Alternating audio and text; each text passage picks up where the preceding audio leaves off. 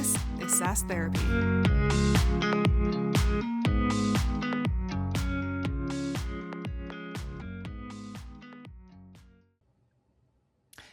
Hello, everyone, and welcome to another edition of SaaS Therapy, the show where we help you save your most important business relationships. I'm your host, Todd Kirk. I'm joined by my happiest of New Year companions, Casey Trujillo, who is very happy about the new year because 2026 is going to be amazing, right, Casey? That's fair. Todd, I was a little scared that you had forgotten your name. That was a really slow Todd Kirk. Like I wasn't sure. I was just trying to put in dramatic effect for won my heart with it. It was beautiful. Well, Todd, I thought we'd get this new year kicked off with something that no one's talking about, but everyone is talking about. They're not talking about it openly, but behind closed doors, they're talking about it. And this is what I'm going to tell you. And I don't think it's a hot take, but it could be a hot take. Maybe it's clickbait. I'm not sure. But nobody's adopting your AI module that you put into your software. Now, on social media, on all the different areas where you're talking about your tool, you're highlighting that one customer that you paid probably to implement it. You gave them some sweetheart deal and they've implemented it. And that's your flagship account. And you're saying, look at all these benefits from AI. Or if you're a bigger SaaS vendor, you paid one of the big consulting companies, Accenture or whoever, to utilize your software and come with some ROI report because it benefits both of them, because Accenture now charges you money to come in and do change management, and you benefit because they gave you all this data about how much more impactful they've been because of your AI module. But behind closed doors, you're having conversations like this. Less than 1% of our total licensed user base is actually clicking on our AI tool, and less than 3% are going back more than once. Someone bought the tool because they thought it was going to be awesome, and it's now been a year in, and now everyone's downsizing their licenses or canceling their licenses of that AI module. So that's what I mean, Todd. Everybody's talking about it, but nobody's talking about it because nobody wants to say that right now their AI tool is not working well. Todd, is that a hot take? Not a hot take? What's your reaction to that? Yeah, I'm going to give it to you, Casey. I think that is a hot take. And I think it's a hot take because while everybody is using AI and everybody's talking about AI, the place that is missing is a strategy that is clear and that everybody can get their heads around. So if I were to just restate your hot take is you think you're doing AI, but you're not because you're not being intentional and you don't have a strategy that's actually clicking with the market, right? Would that be a fair restatement of what you're saying? I think it's a fair statement. I mean, us as individuals, I would imagine the majority of us are pretty good at having it answer our emails and do different things like that. But you start talking about agentic workflows, and I'm pretty confident that the majority of just our listeners have not been able to utilize it because you can't get permission from IT to actually connect anything, right? Yeah. But then if you're talking about your tool, so again, we're talking to SaaS vendors that have put in an AI module, AI tool into your software. It's there, but the majority of your licensed users are not using it. And Todd, what I want to talk about today is a hidden secret that you need to tap into if you're a SaaS organization and you're resonating with this. I believe that one of the people that you're not tapping into, one of the departments that you're not working with is customer education. And I think they should be one of the key components to unlocking your customers in using your AI tool or giving you the best chance to do it. Again, I don't know if your AI tool is good or not good. Like that's a different discussion for a different day. But driving awareness, understanding use cases, different things like that, I just don't see people using customer education enough. So Todd, what I want to do today is pick your brain. We're going to pretend that I am a SaaS organization. Let's just say we've been around for 4 years. We have a good product. We have a lot of users utilizing our product. We came out with our AI tool and it's been less than effective. I've hired you now to be over customer education, and I want to know, how can you help me? What could you do? What am I not thinking about? And why should I partner with you to help unlock my CSMs or my product, et cetera, marketing to get to where I want to be with our AI tool? Is that okay? Can we just have some fun with that? Yeah, I absolutely. I think that's totally fair. Can I do something though? If I were talking to you for real, if you were a new SaaS company who had been around for 4 years and you already have an AI tool in the market and nobody's adopting it, Yeah, yeah, I yeah. would I would start by backing up, and I would say, okay, so so why did you launch the AI product that you did? In my experience, a lot of the customers that I work with, the reason they're struggling with adoption first comes down to a failure to understand the need of their customer base. So Mm, a lot of the customers a lot of the software vendors that I advise will have launched an AI tool, and the reason they're getting bad adoption of it in large part is because they didn't really think about what their customer would want to use AI for in their product. So, and I think part of that is like in the desire to, catch the AI wave because it's the yes. fastest and largest technology change in history. People just were like, I got to get AI in there. And so they came up with whatever was the fastest thing that they could put in front of their customers to say, hey, I've got Mm, AI. But a lot of times that AI functionality doesn't really serve the need of the customer, or, and this is just as likely, they actually have the capability that the customer needs, but the customer doesn't see AI as the solution to the problem. Meaning it's either a product deficit or it's a messaging deficit. You haven't educated your customer on what they can do, or you built the wrong thing. And we need to back up and identify which of those it is. okay, Taz, you're hitting on a great point right at the beginning. Um, I don't think a small majority of SaaS organizations actually talk to their customers to get that initial feedback. They might run some pilots, do some different things like that, but consistent, ongoing feedback loop. It just takes people too long. You'll hear product managers say, "Well, my job is to already decide what the users want before they know what they want." Right. So I love that comment. The second one, which is so, and this isn't a shot at our friends at Microsoft. They're fantastic, but Microsoft has an AI tool, a Copilot tool for every piece of software. So naturally, people are like, well, do I use Copilot? Do I use Adobe AI Assistant?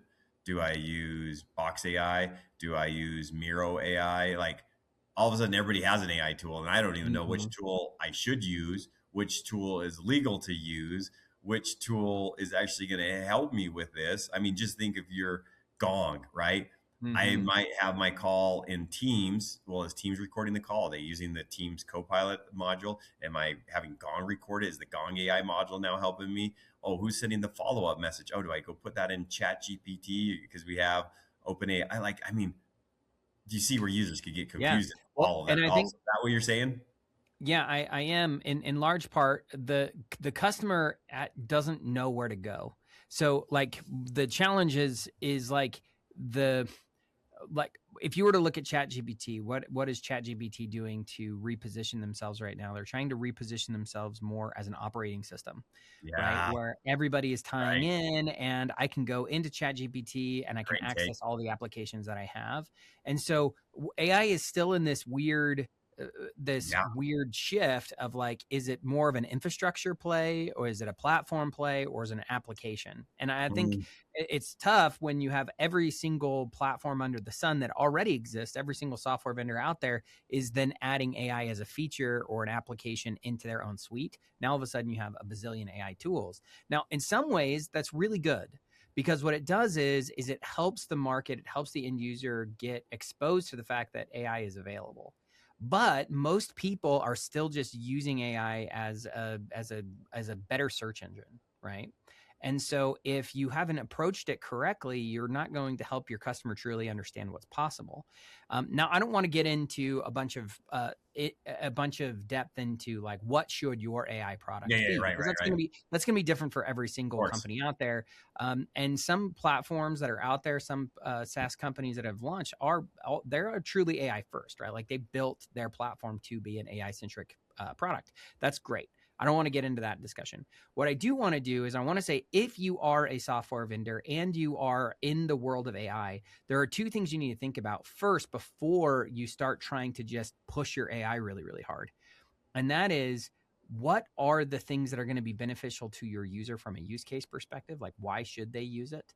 And one of the best ways you can do that is to also come up with a strategy internally for your own team. So what we tend to do is we jump forward to say, what are the things that we need to build into our product from an AI perspective? And I think that's good. We want to be pushing the envelope with our technology if we're in SaaS, but we should also be stepping back and say, how is Casey using AI to help our business be better? How are his customers using AI to help them accomplish tasks? And then how do we make sure that that stuff that we can then help deliver better as part of our offering? So it's actually there's earlier things that we should be doing and we should be understanding that are happening, because today, like if you were to ask any organization, it's about 1 in 5 users would say that their organization has a clear AI strategy. Right. So most people who work in a SaaS company or work for a customer of a SaaS company, they don't get it still, or they like see the benefit and they're excited about the potential of what AI can do, but they are just lost and confused about the direction that's happening, because the companies that support them, whether that's their own organization or their vendors, they don't have a clear direction. Like nobody knows where this is headed yet. Does that make sense? Mm-hmm. So, okay, I'm going to try to repeat back. I'm not a Todd bot like you always talk about, but I'm going to try to repeat back is sometimes we're super excited about our customers purchasing our AI tool and saying, look at all the great things it can do. But internally with our own organization, as we're trying to understand our own AI strategy and what we should be doing, we don't even know that. And so because our organization maybe isn't dealing with that correctly, it's just mirroring what our customers are actually going through. Is that kind of what you're saying? Absolutely. It's what you end up with is you end up with this feeling like it's the blind leading the blind a little bit. And so what I think most customers are hoping for is that their software vendors know where this is headed and are just a little bit further ahead of them. Not to steal from have you ever seen the movie Catch Me If You Can? Of course. With good old Leo DiCaprio? Yes.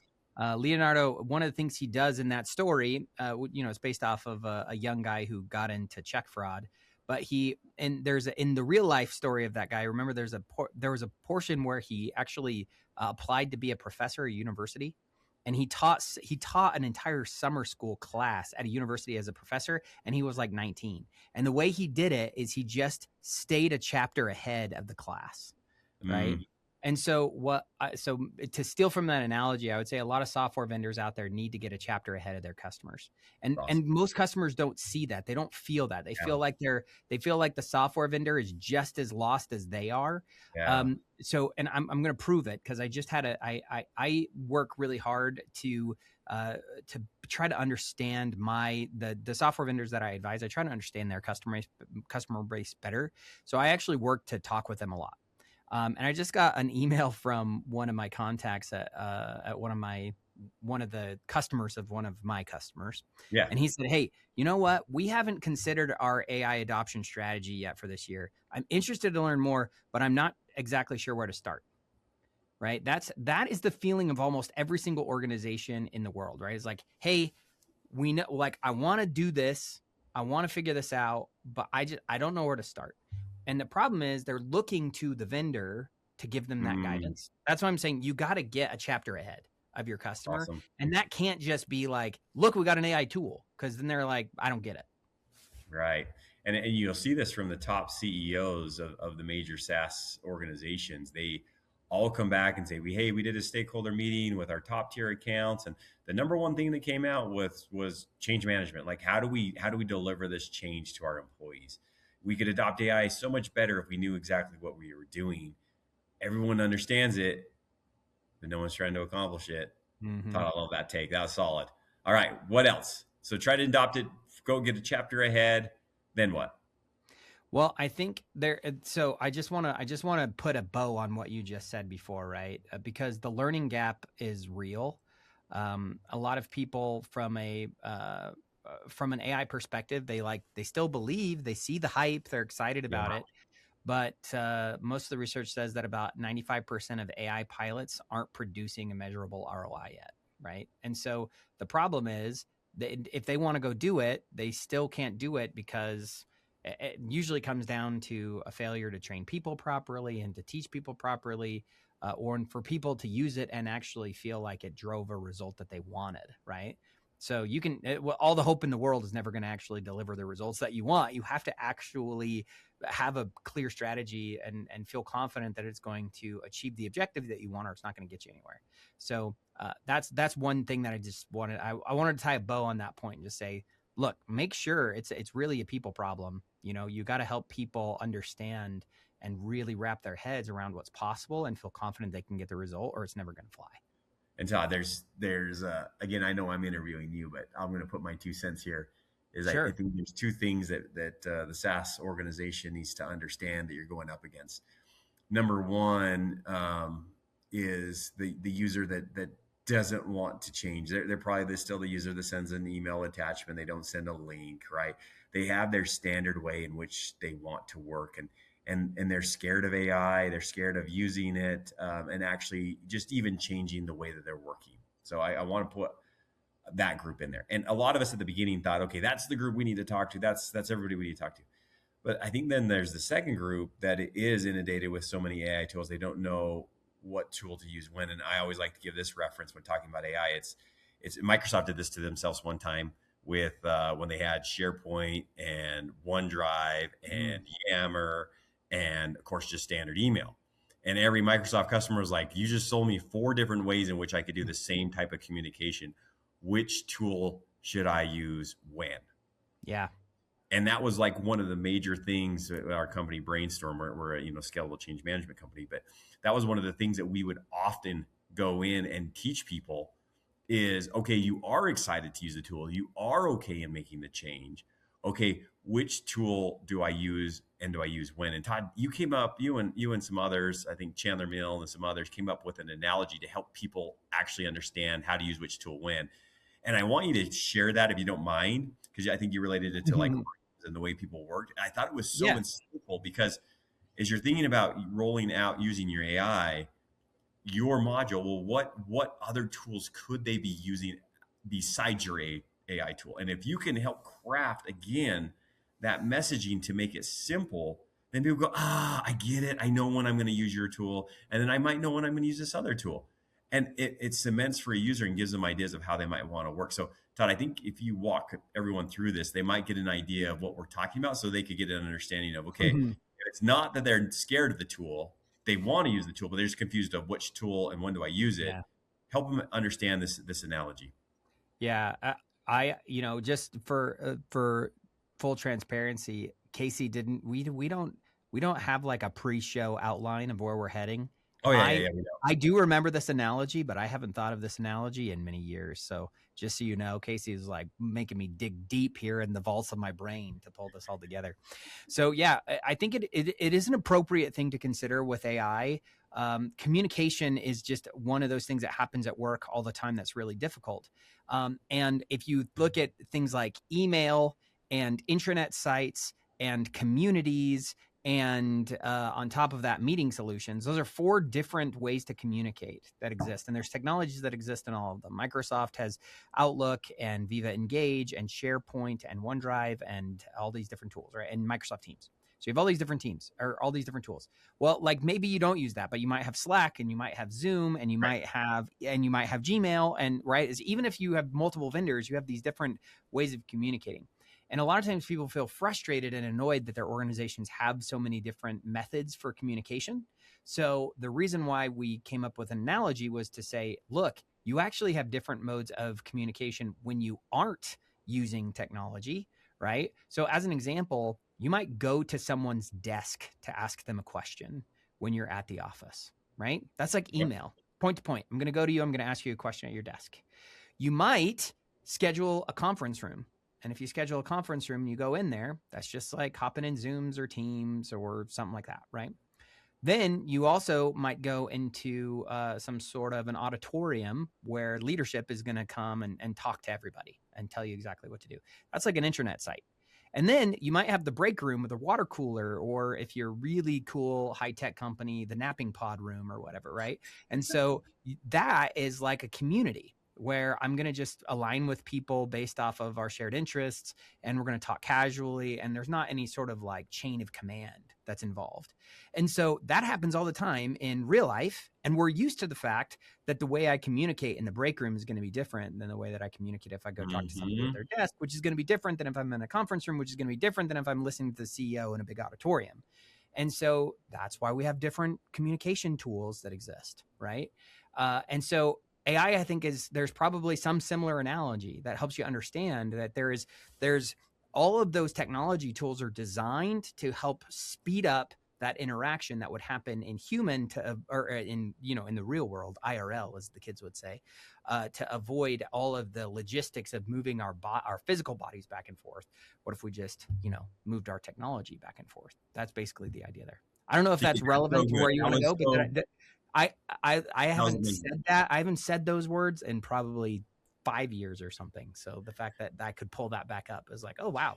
And you didn't even prep me. It's just like, whoa, I had to dig deep to pull that back out of my brain. That was amazing. And now think about that. Okay, so I do have my AI module in Teams, or I do have my AI module that I'm using inside of Gong or Zoom or whatever it might be. Okay, what would be the appropriate way to utilize that? And then how does that then help me if I'm responding to an RFP or doing something in that regard, right? Like, I think if we really put ourselves, going back to your point of, okay, we should be the experts, we should be a chapter ahead. As I really sit down and think about how I work and what I'm going to do, it starts to become clear, so you can deliver a clear message to your customers so they go, oh yeah, I get that. Okay, let's roll. So I thought that was super useful, Todd. For sure. And I would say that the biggest gap that exists, honestly, it's not just the fact that people don't feel confident that they can unlock the value, or they've tried and it's not going anywhere. It's not just that, right? There's this other issue that exists, which is most users feel like there's a lack of clarity around what they are supposed to do. Yeah. Right. And clarity beats confusion every single time.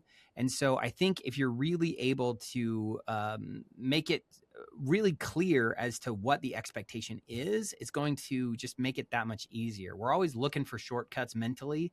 And if I have to spend all this time working to figure it out, it's not going to stick. It's going to be way easier if you can help me know where to get started, right? Just like the email I got today. Hey, like, we want to do this. I want to know. We don't have a strategy though, and I have no idea even where to start.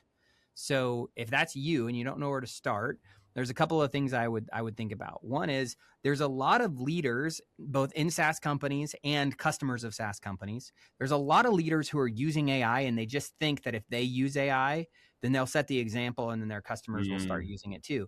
The problem is when you're at the top, you're not as worried about things like, is this a secure and appropriate use case? Yeah. Or is it going to train the model? Right. Am I going to be leaking sensitive data? Yeah.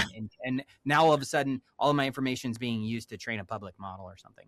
So that starts to get people really worried. So there's a couple of things to think about. As if you're in some sort of a leadership position, you need to provide clarity to your team around what is appropriate use and not appropriate use of AI, both internally and within your product.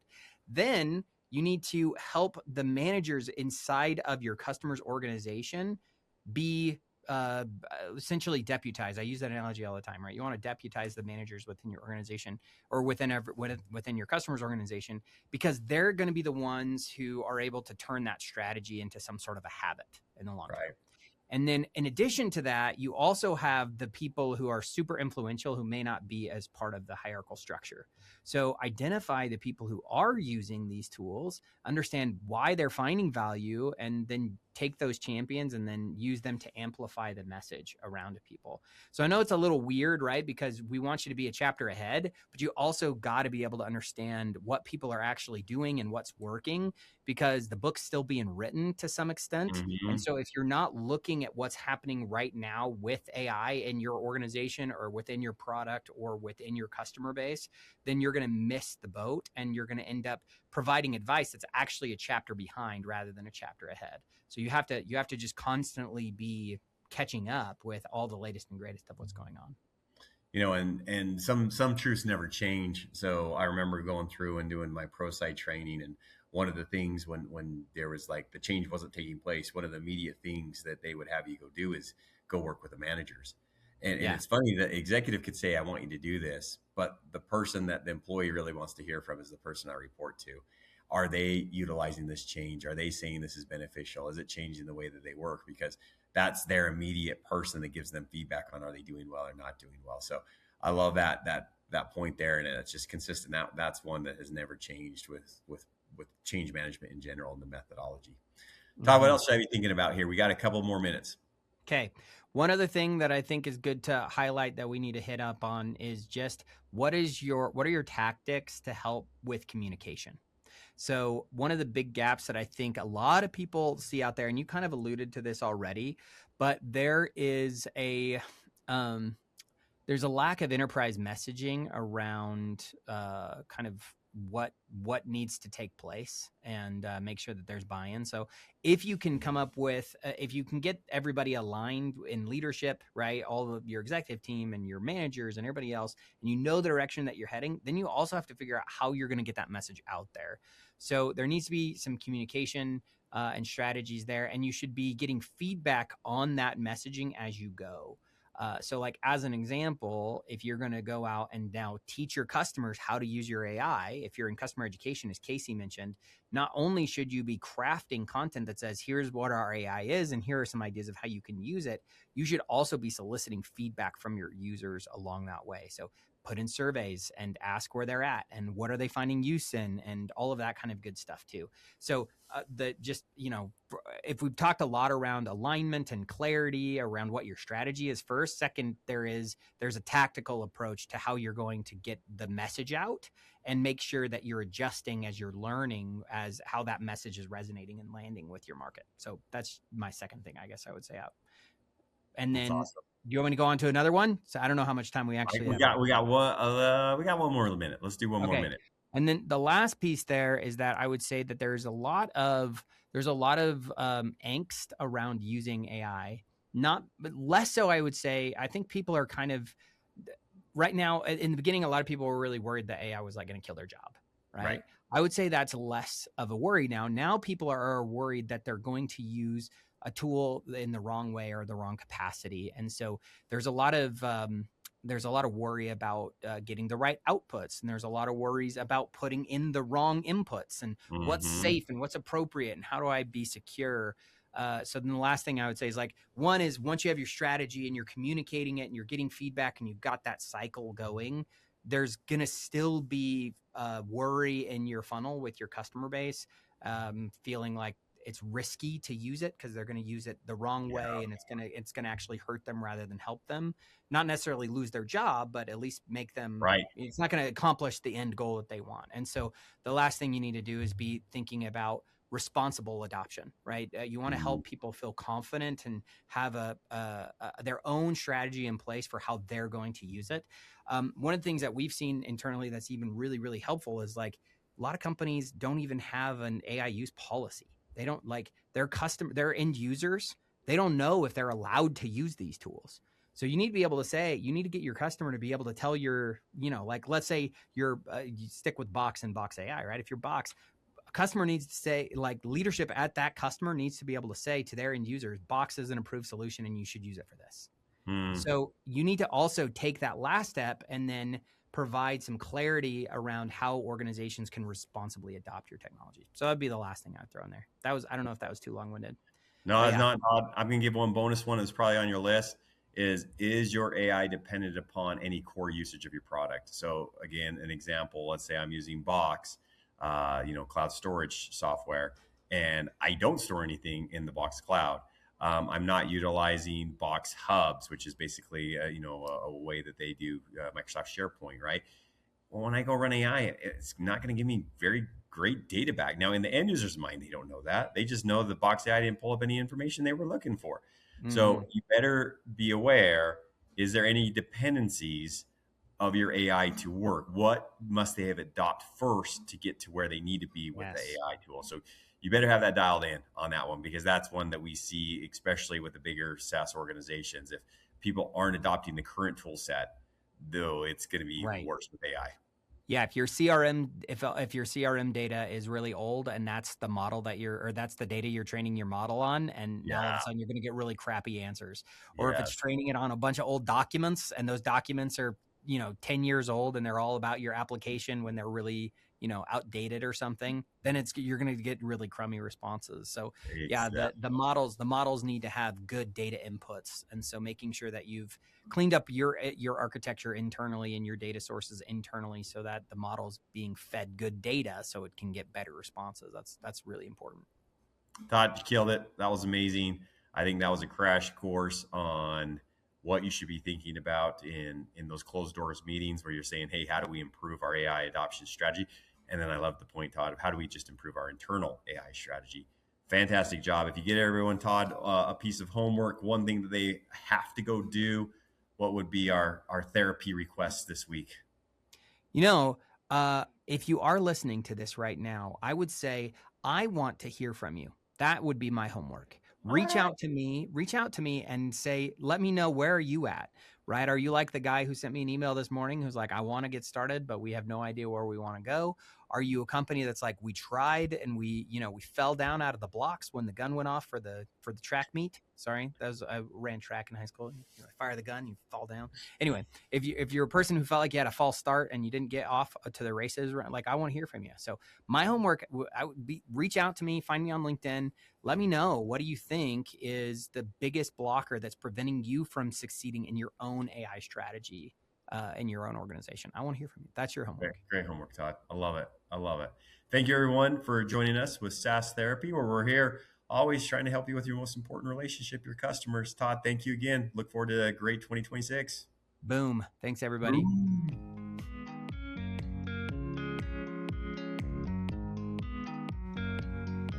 SaaS Therapy is brought to you by Brainstorm, the SaaS platform for SaaS adoption. Learn more at brainstorminc.com.